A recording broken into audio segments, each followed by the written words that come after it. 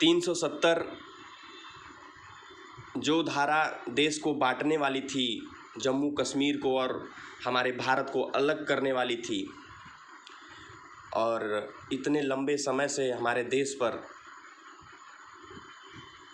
ये धारा लागू थी, उसको चुटकी बजा के माननीय तत्कालीन वर्तमान गृह मंत्री श्रद्धेय अमित शाह जी ने 370 को तो जैसे हवा चलती है और पत्ता उड़ जाता है, उसी प्रकार समाप्त करने का कार्य किया। हमारे मुस्लिम माताओं बहनों को 3 तलाक जैसे कष्टकारी कानून को समाप्त करने का काम किया। अपने इस चैनल के माध्यम से मैं श्रद्धेय प्रधान सेवक नरेंद्र मोदी जी से अपील करना चाहता हूं कि जिस प्रकार आपने इन सभी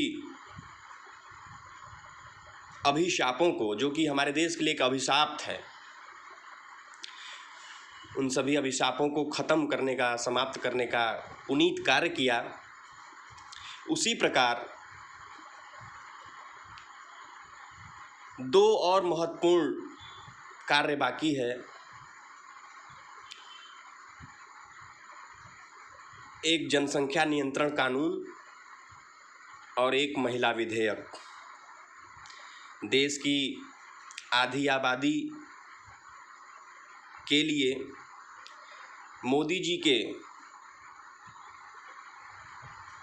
बहुत बड़े सपने, बेटी बचाओ बेटी पढ़ाओ, नारी सशक्तिकरण, इन सभी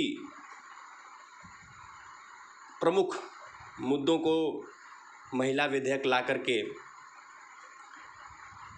हल किया जा सकता है। मैं आपसे बता रहा था कि अभी एक कार्यक्रम में मैं संबोधित कर रहा था, तो करीब 150 महिलाएं थीं। तो उसमें जब मैं संबोधित कर रहा था तो मैंने कहा कि मोदी जी ने आप लोगों को उज्ज्वला योजना के तहत आप लोगों को सिलेंडर देने का काम किया, चूल्हा देने का काम किया। आपकी आँखों से धुएं के कारण जो आंसू निकलते थे, उन आंसुओं को पोंछने का कार्य किया। आयुष्मान योजना के तहत जैसे एक धनवान व्यक्ति अपने परिवार का इलाज करा सकता है, उसी प्रकार बहुत ही महत्वाकांक्षी योजना आयुष्मान भारत, इस योजना से करोड़ों लोगों को जोड़ने का पुनीत कार्य किया गया।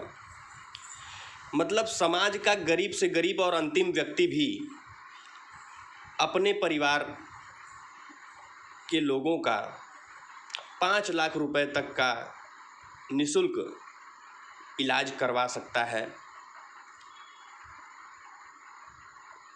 इस प्रकार की योजना एक मील का पत्थर साबित हो रही है, और आगे आने वाले समय में एक बार फिर पुनः 2024 में जब हमारे मोदी जी देश के तीसरी बार प्रधानमंत्री बनेंगे, तो इससे भी अच्छी अच्छी योजनाएं आएंगी। कुछ लोग कह रहे हैं कि महंगाई बढ़ गई है, कुछ लोग कह रहे हैं कि भ्रष्टाचार बढ़ गया है। तो मैं ये उन लोगों को कहना चाहता हूँ कि देखिए, महंगाई एक अलग विषय है। मैं मानता हूँ कि महंगाई एक महत्वपूर्ण मुद्दा भी है, किंतु थोड़ा सा देशवासियों को ये भी सोचने की आवश्यकता है कि 2 साल से कोरोना ने हमारे देश को ही नहीं अपितु संपूर्ण विश्व को अपने जद में ले रखा है।